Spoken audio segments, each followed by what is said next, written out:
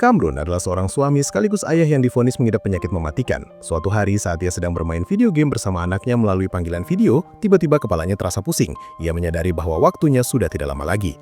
Demi melindungi anaknya dari kenyataan pahit, Kamrun segera menutup panggilan sebelum akhirnya pingsan. Waktu terus berlalu, namun yang paling ia takutkan bukanlah kematian, melainkan meninggalkan istri dan anaknya sendirian.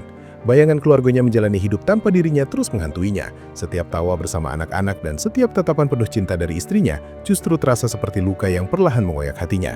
Kamrun sadar, cepat atau lambat ia akan pergi dan keluarganya harus menanggung kehilangan itu.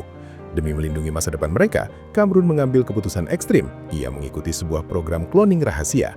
Tujuannya sederhana namun mengerikan, menciptakan pengganti dirinya yang sempurna.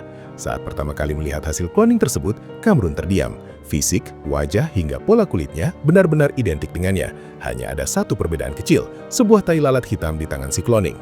Meski kagum, Kamrun justru diliputi kebingungan dan penolakan batin. Ia merasa seperti sedang menatap bayangan hidupnya sendiri. Menyadari keraguan Kamrun, sang profesor kemudian memperkenalkannya pada seorang cloning perempuan. Perempuan itu hidup sebagai pegawai kantoran biasa, menjalani kehidupan sederhana bersama putrinya. Ia tampak bahagia dan sama sekali tidak menyadari bahwa dirinya adalah hasil cloning. Melihat itu, hati Kamrun perlahan menjadi lebih tenang. Ia mulai percaya bahwa kebahagiaan keluarganya tidak harus bergantung pada keberadaan dirinya yang asli. Sekembalinya ke rumah, Kamrun memandang istri dan anaknya dengan senyum lembut, meski air mata menggenang di pelupuk matanya. Agar mereka tidak curiga, ia terpaksa berbohong kepada istrinya, mengatakan bahwa ia harus melakukan perjalanan bisnis selama beberapa hari. Padahal kenyataannya, ia kembali ke laboratorium untuk melanjutkan proyek cloning. Proses transfer memori pun dimulai. Kenangan tentang cinta, keluarga, dan kebahagiaan disalin ke dalam otak cloning. Ketika cloning itu membuka matanya, dokter mengatakan bahwa kini ia sedang menggantikan kehidupan orang lain. Cloning tersebut hanya terdiam. Semua kenangan itu terasa begitu nyata, seolah ia benar-benar telah menjalani hidup sebagai Kamrun. Setelah cloning sepenuhnya aktif, Kamrun merasa sedikit lebih tenang. Tanpa perlu sepatah kata pun, keduanya memahami peran masing-masing.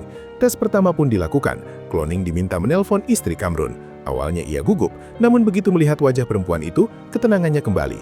Percakapan mengalir hangat seperti percakapan sepasang suami istri yang saling mencintai. Namun, pemandangan itu justru menghancurkan hati Kamrun. Amarah dan kecemburuan membuncah di dalam dirinya. Ia tak sanggup menerima kenyataan bahwa hidupnya kini dijalani oleh orang lain. Tanpa berpikir panjang, ia menutup panggilan secara tiba-tiba. Tindakan itu memicu pertengkaran hebat di antara mereka. Dua sosok yang sama saling meluapkan frustasi, ketakutan, dan emosi yang selama ini terpendam.